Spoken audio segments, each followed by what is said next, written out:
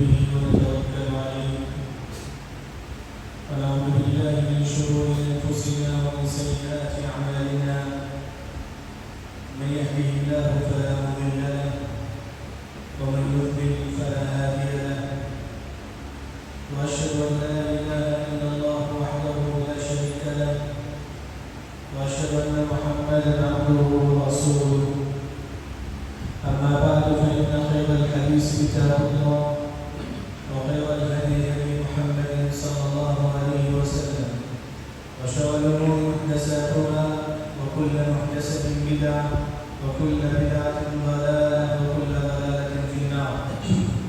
أعوذ بالله السميع العليم من الشيطان الرجيم. بسم الله الرحمن الرحيم. والقرآن المجيد بل عجبوا أن جاءهم منذر منهم فقال الكافرون هذا شيء عجيب أإذا متنا وكنا ترابا ذلك رجع بعيد قد علمنا ما تنقص الأرض منهم وعندنا كتاب حفيظ بل كذبوا بالحق لما جاءهم فهم في أمر مريج أفلم ينظروا إلى السماء فوقهم كيف بنيناها وزيناها وما لها من فروج والأرض مددناها وألقينا فيها رواسي وأنبتنا فيها من كل زوج بهيج تبصرة وذكرى لكل عبد منيب. وقال تعالى أيضا والعصر إن الإنسان لفي خسر إلا الذين آمنوا وعملوا الصالحات فلهم إلا الذين آمنوا وعملوا الصالحات وتواصوا بالحق وتواصوا بالصبر. سب سے پہلے ہر قسم کی حمد کی بڑائی بزرگی اسی اکیلا رب العالمین کی رعایت و زیبا ہے. اس کے بعد اس النبی محمد مصطفیٰ صلی اللہ علیہ وسلم پر لاکھوں درود و سلام ہو جو تمام انسانیت کے لیے ہادی و مبشر بنا کر بھیجے گئے تھے. آج اس خطبہ جمعہ میں سورۃ العصر جو مختصر جو سورت ہے اس سے مجھے اور آپ کو کیا فائدہ ملتا ہے, مجھے اور آپ کو اس سورۃ العصر سے کیا سبق ملتا ہے, کچھ مختصر میں آپ کے سامنے روشنی ڈالوں گا. کیونکہ یہ سورۃ العصر بہت چھوٹی سورت ہے لیکن بڑا عظیم ہے. اسی وجہ سے امام نووی نے اپنی کتاب المجموع ذکر کرتی ہے کہ امام شافعی نے کہا کہ الناس فی غفلۃ عن هذه السورۃ. لوگ جو ہے نا سورہ عصر میں غور فکر نہیں کرتے, لوگ سورہ عصر کو سمجھ کر نہیں پڑھتے. کون فرماتی امام شافعی. کیوں؟ کیونکہ سورہ عصر اتنی عظیم سورت ہے, مسلمان تو مسلمان, کافر بھی گواہ دیتا ہے عظیم سورت. دلیل کیا ہے؟ امام ابن کثیر نے اپنی تفسیر میں یہ واقعہ نقل کرتے ہیں. عمرو بن عاص رضی اللہ عنہ اسلام کی قبول کی تھی, ابھی انہوں نے اسلام کی قبول کی. وہ جاتی کس کے پاس؟ مسیلمہ کذاب کے پاس. مسیلمہ کذاب جو اپنے آپ کو نبی بولتا ہے. عمرو بن عاص کے پاس جاتے ہیں آپ, مسیلمہ کذاب پوچھتا ہے کہ عمرو بن عاص بتاؤ کہ محمد پر کون سی سورت نازل ہوئی صلی اللہ علیہ وسلم. یعنی کہ یہاں مسیلمہ کذاب بھی کافر ہے, عمرو بن عاص ابھی اسلام میں قبول کیے تھے, وہ بھی کفر کی حالت نہیں, لیکن عمرو بن عاص رضی اللہ عنہ فرماتے ہیں کہ محمد پر ایک ایسی سورت نازل ہوئی سورۃ وجیزۃ بلیغہ, بڑی عظیم سورت محمد پر نازل ہوئی. اور فرماتی ایک کافر جو عمرو بن عاص ابھی اسلام میں قبول کیے, اسی وجہ سے یہ بڑی عظیم سورت. امام شافعی رحمہ اللہ نے فرمایا کہ لو ما انزل اللہ الا هذه السورة لكفته. قرآن میں صرف اور صرف اللہ تعالیٰ سورہ عصر نازل کرتا کہ میرے اور آپ کی ہدایت کے لیے کافی ہو جاتا. یہ بڑی عظیم صورت. اسی وجہ سے ہر مسلمان کو چاہیے کہ سورۃ العصر میں غور فکر کرے. سب سے پہلی جو بات ہے یعنی کہ والعصر، پہلی آیت کیا ہے؟ والعصر. اللہ تعالیٰ قسم کھا کے زمانے، قسم ہے زمانے. والعصر کی تفسیر سب سے پہلے کیا مطلب ہے والعصر کی؟ آپ کی عمر کتنی ہے؟ 60 سال 70 سال، اللہ اس کی قسم کھا ہے. میری عمر کتنی ہے؟ 60 سال 70 سال، اس کی اللہ تعالیٰ قسم کھا ہے. ہر انسان کی زندگی میں جتنی عمر ہے اللہ اس کی قسم کھا ہے. یعنی کہ ہر انسان کی زندگی میں جو عمر ہے اللہ اس کی قسم کھا ہے. ہماری جو 60 سال 70 سال کی زندگی کی اللہ تعالیٰ قسم کھا کے بتاتی ہے یہ عظیم نعمت ہے. یہ 60 سال 70 سال کے ایک لمحہ بڑا عظیم نعمت ہے. اسی وجہ سے امام صاحب نے اپنی کتاب تذکرۃ الحفاظ میں کہتے ہیں کہ امام حماد کے بارے میں آتا ہے کہ حماد بن سلمہ کان لا يضحك. وہ ہنستے نہیں تھے، وہ زیادہ ہنستے نہیں تھے. کیوں؟ کیونکہ ان کی پوری زندگی پڑھنا یا قرآن سمجھنا یا دوسروں کو سمجھانا یا عبادت میں گزارنا. وہ زیادہ ہنستے نہیں تھے. یعنی کہ پوری زندگی عبادت میں گزارنا، یہ 60 سال کی جو زندگی ہے اللہ اس کی قسم کھا کے بتاتی ہے عظیم نعمت. شرف الدین التیمی مشہور مؤلف، ان کے بارے میں آتا ہے کہ وہ فجر کی نماز کے بعد سے لے کر ظہر میں جو ہے قرآن کی تفسیر کرتے تھے. پھر ظہر کے بعد سے لے کر عصر تک صحیح بخاری پڑھاتے ہیں. پھر مغرب سے عصر سے لے کر مغرب تک. یعنی کہ اس طرح ہماری زندگی کا ایک لمحہ بڑا قیمتی ہے. اس لمحے کو غنیمت جانو. اس وجہ سے اللہ نے فرمایا کہ والعصر، آپ کی جو زندگی ہے اللہ اس پر بھی قسم کھاتی ہے.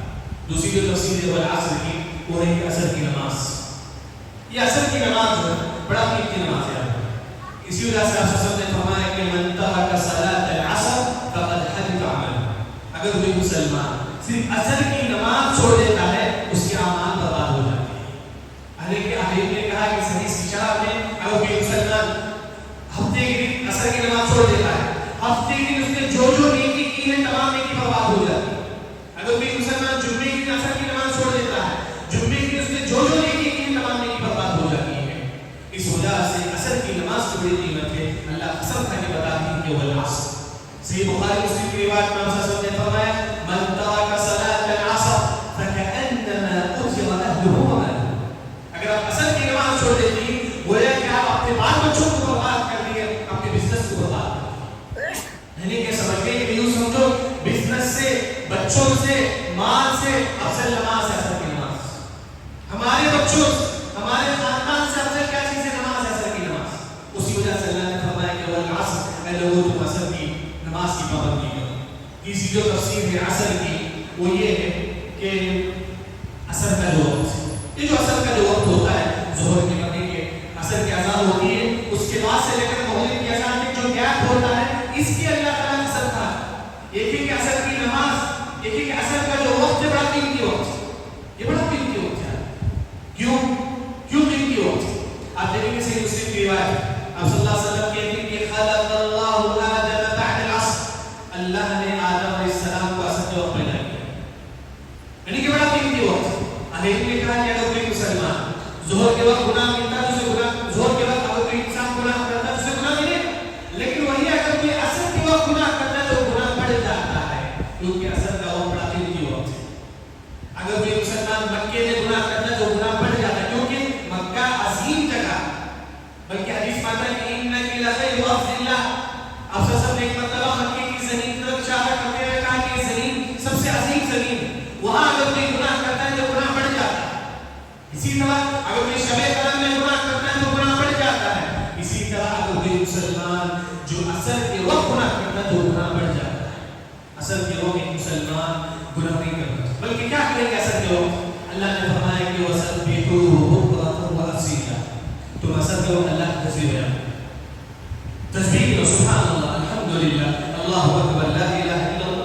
بلکہ ابو بکر رضی اللہ عنہ کے بارے میں آتا ہے کہ وہ 2000 مرتبہ سبحان اللہ پڑھتے، 2000 مرتبہ سبحان اللہ پڑھتے. یعنی کہ عصر کے وقت ایک مسلمان اللہ کی تسبیح بیان کرے، یہ بڑا عظیم وقت.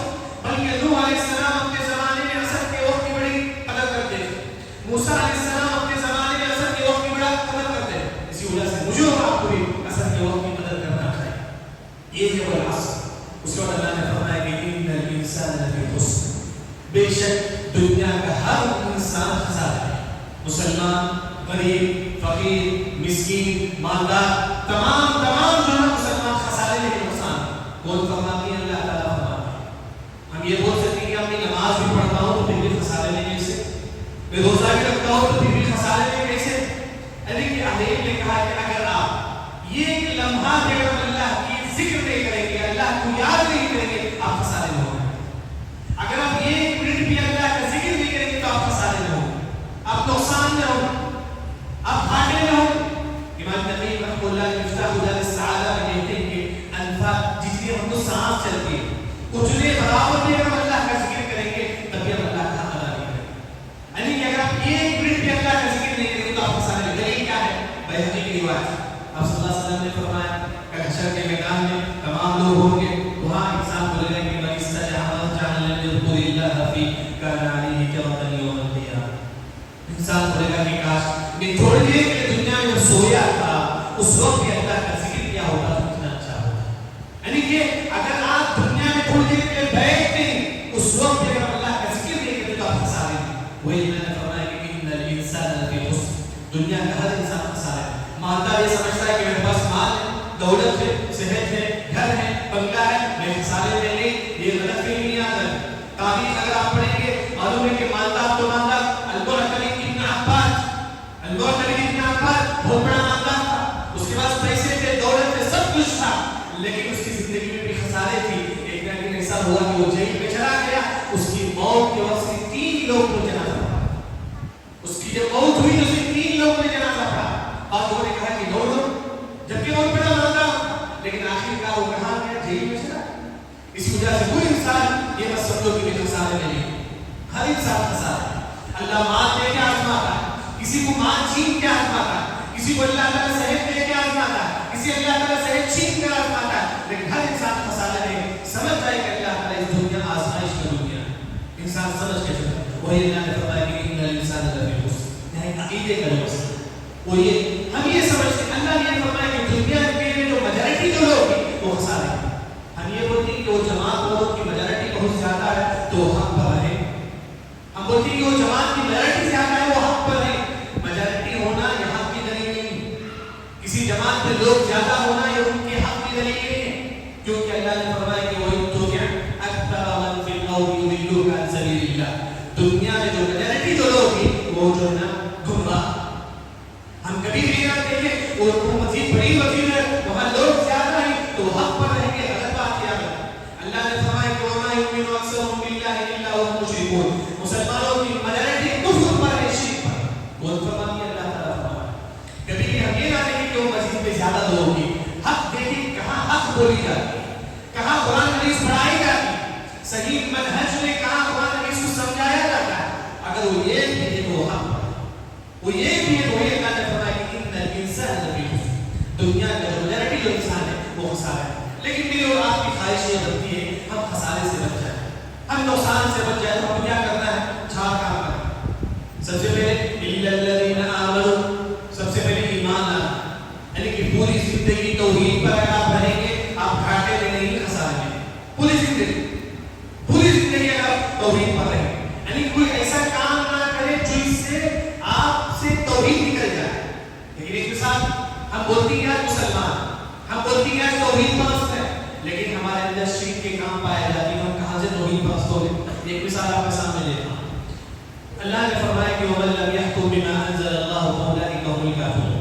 اس حدیث کی شرح میں خالد المشرقین اپنی کتاب شرح نواقض الاسلام ایک مثال سے لکھا ہے. آج ہم کیا کرتے ہیں؟ کورٹ کچہری کا نکاح کا مسئلہ ہوتا، خدا کا مسئلہ ہوتا، ہم کہاں جا کے کورٹ کو جاتے ہیں تاکہ وہاں فیصلہ ہو جائے. جبکہ اللہ نے قرآن حدیث میں واضح انداز میں فیصلہ کر دیا طلاق ایسے ہوگا، خدا ایسے ہوگا. لیکن ہم جاتے ہیں کورٹ. علی نے فرمایا کہ اگر کوئی کورٹ کو جاتا ہے طلاق و خلع کے مسئلے کو کافی ہے. کیوں؟ کیونکہ اللہ نے فرمایا کہ ومن لم يحكم بما انزل الله فاولئك هم الكافرون. جو اللہ کے فیصلے کو چھوڑ کر غیروں کے فیصلوں کو اپناتا ہے تو وہ کافر ہے. اللہ کا قانون ہے، خود اللہ نے قرآن میں فرمایا.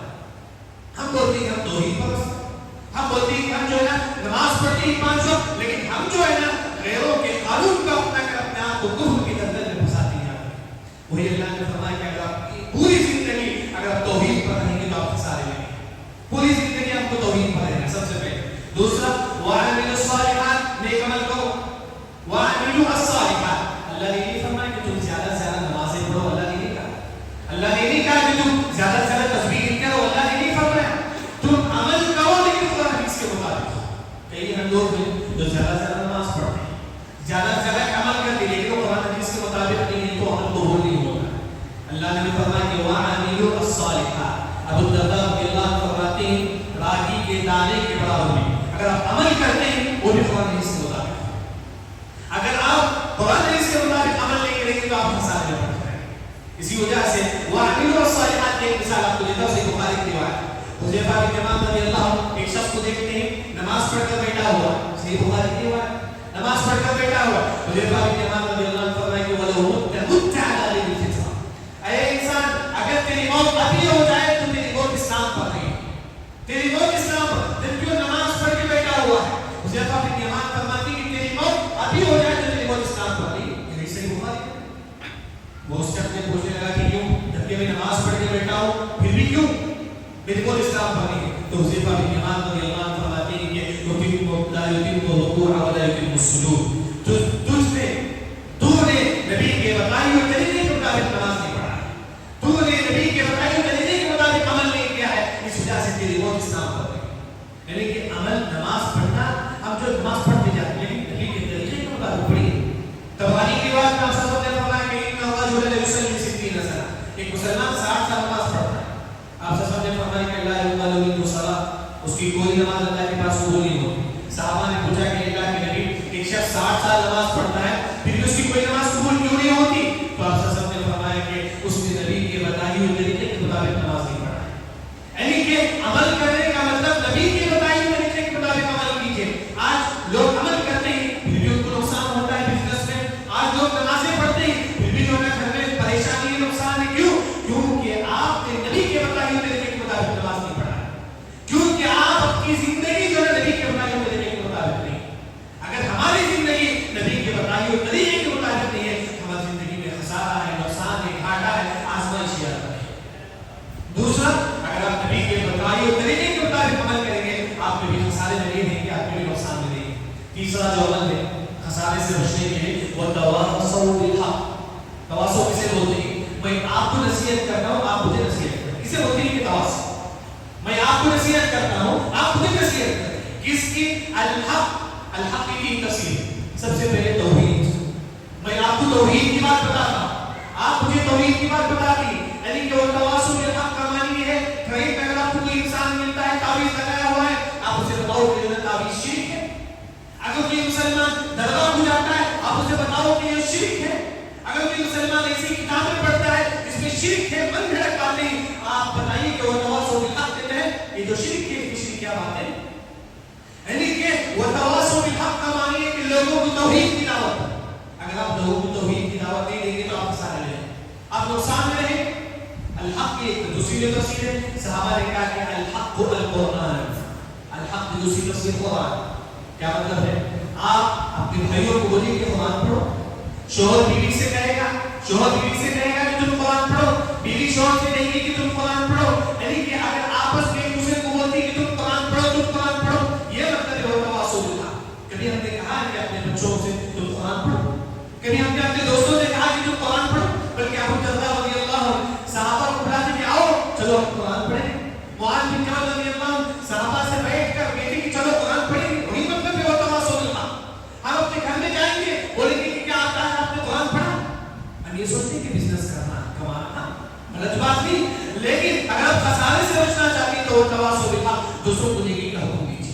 لیکن یہاں عقیدے کا جو مسئلہ ہے, ایک جماعت یہ بولتی ہے کہ تم لوگوں کو توحید کی بات مت بتاؤ, تم لوگوں کو غلط غلط مت بولو, تم لوگوں کو حلال حرام مت بولو, وہ جیسا چلتا ہے چلنے دو. ایک غلط بات یاد رکھیں, اللہ نے فرمایا کہ وہ تواصوا بالحق, تم لوگوں کو توحید کی دعوت دو, تم لوگوں کو قرآن کی طرف بلاؤ, تم لوگوں کو نیکی کی طرف بلاؤ. اگر آپ لوگوں کو نیکی کی طرف نہیں بلائیں گے اللہ کا عذاب تمام لوگوں پر آئے گا. اللہ کا دیکھیں بارش نہیں ہوگی. کیوں؟ کیونکہ ہم نے نیکی کا حکم نہیں دیا ہے. آپ سب نے فرمایا کہ اذا رأى المنکر, جب آپ کوئی برائی کو دیکھتے ہیں, فلم یغیرہ, آپ برائی کو نہیں روکتے ہیں, يعمها الله بعذاب، یعنی کہ اللہ کا عذاب تمام لوگوں پر ہے. آپ نیک نہیں لیکن آپ برائی سے نہیں روکتی، لیکن اللہ کا عذاب تمام لوگوں پر ہے. یعنی کہ وتواصوا بالحق کا معنی یہ ہے دوسروں کو نیکی کا حکم دو، توحید کی دعوت دو. تیسری جو بات ہے وتواصوا بالصبر، وہ یہ کہ تم جو ہے لوگوں کو صبر کی تلقین کرو. کوئی انسان گھر میں پریشان ہے، آپ اسے بولو کہ صبر کرو، اللہ اس کا بدلہ دے. کوئی انسان پریشان ہے، آپ اسے بولو کہ صبر کرو. کسی کی وفات ہوگی، آپ اسے بولو کہ بھائی صبر کرو. بزنس میں کوئی انسان ٹھپ پڑ گیا، اسے جاب نہیں ملتا ہے، کمائی نہیں ہو رہی، آپ بولو کہ وتواصوا بالصبر، آپ صبر کرو بھائی، انشاءاللہ اللہ تعالی ضرور اس کا بدلہ دے گا. یعنی کہ جس مسلمان کے پاس صبر ہو اس کے پاس پورا خیر ہے. حدیث میں آتا ہے کہ ما اعطي احد عطاء خير اوسع من الصبر. جس مسلمان کے پاس صبر ہو دنیا کا پورے خیر اس کے پاس ہے. کیوں؟ نماز پڑھنے کے لیے صبر ہونا چاہیے. دیکھیے تہجد پڑھنے کے لیے دل نہیں مانتا ہے، لیکن نیند کو چھوڑ کر تہجد پڑھنے کے لیے آپ کو صبر ہونا چاہیے. گناہ کو چھوڑنے کے لیے صبر ہونا چاہیے، دل نہیں مانتا ہے لیکن پھر بھی گناہ کو چھوڑنے کے لیے صبر ہونا چاہیے. جب آپ کے پاس صبر ہو تبھی آپ گناہ کو چھوڑیں. کوئی مصیبت آئی آپ صبر کریں گے تبھی آپ کو سکون ملے. یعنی کہ جس کے پاس صبر ہو وہ انسان کامیاب ہو گیا، وہ انسان کامیاب ہوگا. اسی وجہ سے صبر یہی چوتھی جو بات ہے وہ صبر کرنا ہے. یعنی کہ نقصان سے بچنے کے لیے آپ کو 4 کام کرنا ہے. کیا ہے؟ توحید پر رہنا ہے پوری زندگی. دوسرا نبی کے بتائے ہوئے طریقے کے مطابق عمل کرنا. تیسرا دوسروں کو توحید کا نیکی کا حکم دینا ہے. چوتھا اگر مصیبت میں ہے تو صبر کا تلقین کرنا ہے، اسے صبر کی بات بولنا. لیکن امام صاحب رحمہ اللہ نے اس سورت کی تفسیر کرتے ہوئے کہا کہ ہر انسان کی کامیابی کے لیے 2 چیز. اگر آپ یہ چاہتے ہیں کہ آپ کامیاب ہو جائے آپ 2 کام کرو. آمنوا وعملوا الصالحات، آپ توحید پر رہو اور نیک عمل کرو، آپ کامیاب ہو جائیں. آپ یہ چاہتے ہیں کہ آپ کا معاشرہ کامیاب ہو جائے، آپ کا خاندان اچھا ہو، آپ کا خاندان دیندار ہو، آپ کو 2 کام کرنا ہے. وتواصوا بالحق وتواصوا بالصبر. آپ اپنے خاندان میں کوئی برائی دیکھتی آپ سے ٹوکو. وتواصوا بالصبر، خاندان میں کوئی انسان جو آپ کو تکلیف دے رہا ہے آپ صبر کرو. یہ 2 چیز اگر آپ کے پاس ہے تو گویا کہ آپ کا خاندان بھی صحیح ہو گیا، آپ بھی صحیح ہو گئے. ہماری صحیح ہونے کے لیے 2 چیز، آمنوا وعملوا الصالحات. خاندان کے معاشرے کو سدھارنے کے لیے 2 چیز، وہ ہے کہ وتواصوا بالحق وتواصوا بالصبر. ایک پاپا تو ان کی زندگی کیا ہوتی ہے؟ مسجد اور گھر. بس وہ کیا کرتے ہیں؟ کسی کے منہ نہیں پڑھتے، بس آتے ہی نماز پڑھتی پھر گھر چل جاتے ہیں. وہ انسان خسارے نہیں آتے. آپ کیا کرتے ہیں؟ آتے ہیں آپ توحید پرست ہیں الحمدللہ، آپ مسجد کو آئے نماز پڑھے چلے گئے، کسی کی منہ نہیں لگے. کوئی انسان دعائیں کرتا ہے نہیں ٹوکے، آپ کا کام کیا ہے؟ میں میرا کام کرنا ہوا ہے، بس آپ خسارے نہیں آ رہے. کیوں؟ کیونکہ اللہ نے فرمایا کہ اگر 4 کام کریں گے تو کبھی خسارے سے بچیں گے. آپ توحید پرست نہیں لیکن نیک عمل نہیں کرتے تو آپ خسارے نہیں. آپ توحید پرست نہیں، نیک عمل بھی کرتے لیکن دوسروں کو توحید کا حکم نہیں دیتے، دوسروں کو برائی سے نہیں روکتے، آپ خسارے نہیں. آپ توحید پر ہیں، عمل بھی کرتے ہیں، نیک عمل بھی کرتے ہیں اور ساتھ میں دوسروں کو توحید کا بھی حکم دیتے ہیں لیکن صبر نہیں کرتے تو آپ خسارے ہیں. یعنی کہ اگر آپ 4 کام کریں گے تو تبھی آپ خسارے سے بچیں گے، تبھی آپ نقصان سے بچیں گے. یعنی کہ ہر مسلمان کو چاہیے کہ 4 کام کریں. ایک ہے توحید پر پوری زندگی توحید پر رہے، پوری زندگی توحید پر رہنے کے لیے علم حاصل کرنا واجب ہے. یعنی کہ توحید کیا چیز ہے، کس چیز سے ایک مسلمان وہ کون سی چیز ہے جس سے ایک مسلمان کافر ہو جاتا ہے. جیسا کہ میں نے آپ کے سامنے ایک مثال دی، اگر کوئی کورٹ کچہری کو جاتا ہے خدا کے مسئلے میں وہ مسلمان کفر ہو جاتا ہے، کفر کا کام کرتا ہے وہ مسلمان. بلکہ بعض عالم نے فرمایا کہ وہ کافر ہے. کیوں؟ کیونکہ اللہ کے فیصلے کو چھوڑ کر غیروں کے فیصلوں کو اپناتا ہے. یعنی کہ یہ تو چیز ہے پوری زندگی توحید پر ہو اور قرآن حدیث کے مطابق عمل کرنے کے لیے آپ کو علم ہونا چاہیے. آپ کو کیسے معلوم ہے کہ نبی نے اس طرح عمل کیا؟ آپ کو کیسے معلوم کہ آپ کو عمل علم حاصل کریں؟ علم کے لیے پوری زندگی لگا دی یاد رکھیں، پوری زندگی. امام احمد بن حنبل رحمہ اللہ نے فرمایا کہ اطلب العلم من المهد الى اللحد. ماں کے گود سے قبر کے گود تک ایک مسلمان کو علم حاصل کرنا چاہیے، تبھی ایک مسلمان کے اندر صحیح علم صحیح توحید اس کی زندگی میں آئے. یہ ایک عظیم صورت ہے. یہ اس وجہ سے صحابہ جو ہے نا، بلکہ تبرانی کی روایت میں آتا ہے جب صحابہ آپس میں ملتے ہیں سب سے پہلے والعصر ان الانسان لفی خسر یہ سورت پڑھتے ہیں پھر سلام کرتے ہیں. یعنی کہ جب میں آپ سے ملتا ہوں تو میں کیا کرتا ہوں؟ السلام علیکم بولتا ہوں. لیکن صحابہ ایسا نہیں کرتے تھے. صحابہ ملتے ہی سلام کرنے سے پہلے سورہ عصر کی تلاوت کرتے ہیں، اس کے بعد جو ہے کیا کرتے تھے؟ سلام کرتے ہیں. کیوں؟ کیونکہ اس سورت میں بڑا عظیم معنی ہے. ہر مسلمان کو اپنی سدھارنے کے لیے، اپنے آپ کو سدھارنے کے لیے، معاشرے کو سدھارنے کے لیے 4 کام کرنا چاہیے. تاکہ توحید پر ہو اور نیک عمل کریں، معاشرے کو، خاندان کو سدھارنے کے لیے کوئی برائی نہیں کرے تو اسے روکو، وتواصوا بالحق وتواصوا بالصبر، کوئی آپ کو تکلیف دیتا ہے تو آپ صبر کرو۔ یہ خود مختصر جو سورہ عصر کی تفسیر میں نے آپ کے سامنے رکھی۔ اس کے بعد جیسا کہ معلوم ہے کہ ہمارے پاس مسجد کی تعمیر ہے، مسجد کی تعمیر کے لیے آپ جتنا ہو سکے نیک کام کے لیے جتنا ہو سکے جو ہے صدقہ و خیرات دیتے ہوئے جائیے، کیونکہ ابھی 30 لاکھ باقی ہے، ابھی 30 لاکھ ادا کرنا ہے مسجد کی تعمیر کے لیے، جگہ کے لیے۔ آپ جتنا ہو سکے جاتے ہوئے اس مسجد کے لیے صدقہ و خیرات کرتے ہوئے جائے۔ کیونکہ آپ کا نیک عمل کون سا ہے؟ آپ سے سب نے فرمایا کہ ما تصدقت فأمضيت، جو آپ نے صدقہ کیا ہے وہی آپ کا نیک عمل۔ اس کے علاوہ ہم لاکھوں کا پراپرٹی چھوڑ کے جاتی کس کے لیے؟ اپنے بچوں کے لیے۔ ہمارا عمل کیا ہے؟ ہم جو نیک عمل کرتے ہیں وہی ہمارا عمل ہے، یاد رکھیں۔ اس کے علاوہ کوئی ہمارا عمل نہیں، کوئی نہیں ہمارا ثواب جو ہے، ہم جو نیک عمل وہ کیا ہے؟ نماز مسجد کی شکل، صدقہ و خیرات کیجیے اپنی حیثیت کے مطابق، جتنا ہو سکے صدقہ و خیرات کیجیے، کیونکہ ایک ایک نیکی بڑا قیمتی ہے۔ اگر آپ مسجد بنیں گے یا مسجد کے لیے پیسہ دیں گے، جب تک یہ مسجد رہے گی آپ کو ثواب ملتا رہے گا، جبکہ ایک ایک نیکی کے لیے کل قیامت کے دن مسلمان تڑپے گا۔ اکرمہ جو عبداللہ بن عباس رضی اللہ عنہ کی شاگرد تھی، انہوں نے کہا کہ حشر کے میدان میں باپ بیٹے کے پاس آ کر بولے گا کہ میرے بیٹے تو آج مجھے ایک نیکی دے دے بس کافی ہے، اے میرے بیٹے تو مجھے ایک نیکی دے دے، میں دنیا میں تیرے لیے پالا پوسا بڑا کیا، آج مجھے ایک نیکی دے دے۔ بیٹا بولے گا کہ ابو جان میں اسی نیکی کا محتاج ہوں۔ اس نیکی کو کمانے کے لیے کم از کم اپنی زندگی میں صدقہ جاریہ کرتے ہو جائے کہ مسجد کی تعمیر کے لیے جتنا ہو سکے پیسہ دیجیے، یہی آپ کے لیے صدقہ جاریہ ہے، یہی باقیات الصالحات ہے، یہ وہ نیک عمل ہے مرنے کے بعد بھی آپ کو ملتا ہے۔ جیسا کہ معلوم ہے مفسرین نے فرمایا کہ انسان جب مرتا ہے تو اس کا رجسٹر بند ہو جاتا ہے، اس کا جو مصحف بند ہو جاتا ہے، لیکن وہ جو نیک عمل جو ہے صدقہ جاریہ کا رجسٹر کھلا رہتا ہے۔ آپ کو جب تک لوگ اس مسجد میں نماز پڑھتے رہیں گے آپ کو اس کا ثواب ملتا رہے گا۔ یہ کچھ باتیں تھیں، اللہ رب العزت سے دعا ہے اللہ تعالیٰ تمام کو صحیح دین سمجھ کر عمل کرنے کی توفیق عطا فرمائے۔ بارک اللہ لنا ولکم فی القرآن المجید ورفعني وإياكم بما فيه من الآيات والذكر الحكيم۔ أقول قولي هذا وأستغفر الله لي ولكم ولسائر المسلمين أجمعين۔